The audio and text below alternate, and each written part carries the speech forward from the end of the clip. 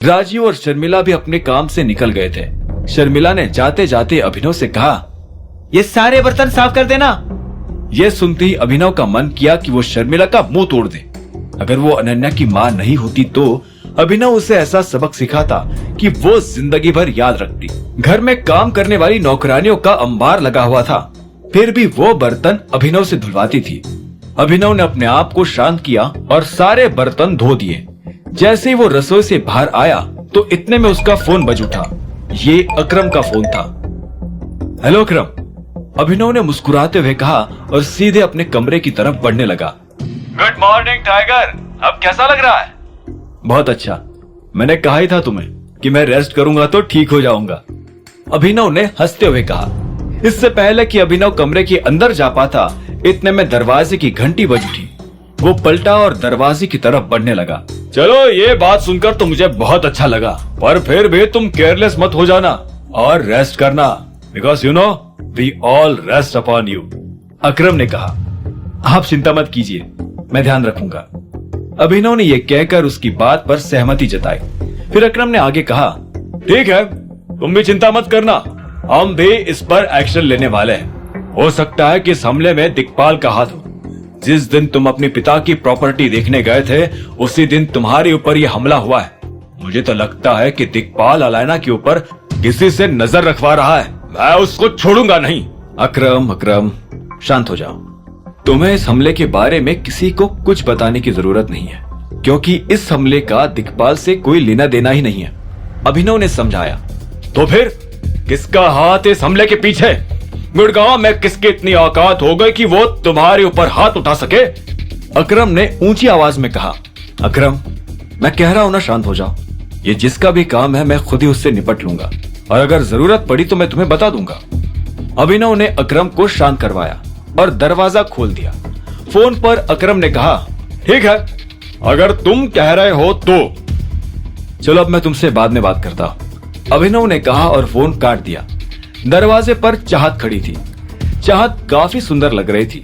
अभिनव ने चाहत की आंखों में देखा और बोला, हाय। हेलो, चाहत ने मुस्कुराते हुए कहा।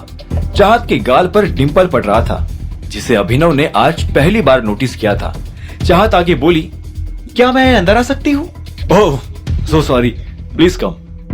अभिनव ये कहकर होश में आया और अपनी इस हरकत पर हंसने लगा।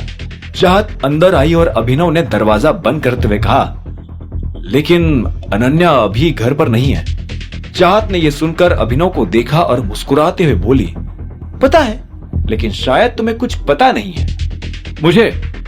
मुझे तो पता है कि अनन्या घर पर नहीं है। वो नहीं, कुछ और। क्या?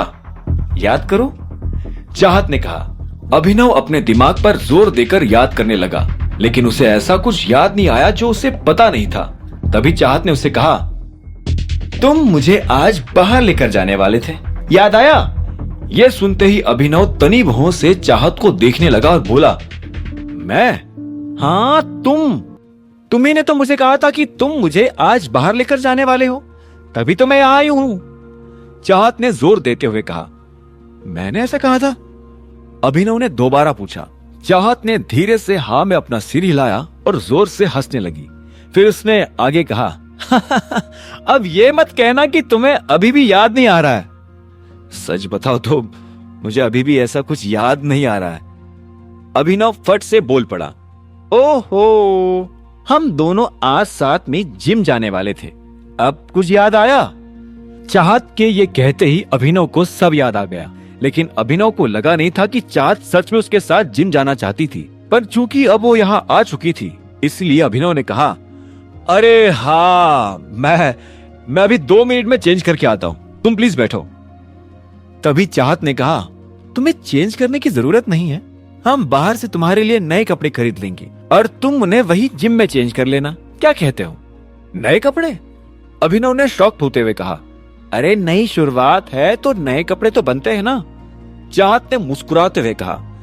अभिनव ना जाने क्यों उसे ना नहीं कह पाया और उसके साथ जाने को राजी हो गया। आगे की कहानी जानने के लिए देखें अगला एपिसोड सिर्फ पॉकेट एफएम के यूट्यूब चैनल पर, और द रिटर्न ऑफ टाइगर के सारे एपिसोड्स को सुनने के लिए डिस्क्रिप्शन में दी लिंक से डाउनलोड करें पॉकेट एफएम ऐप।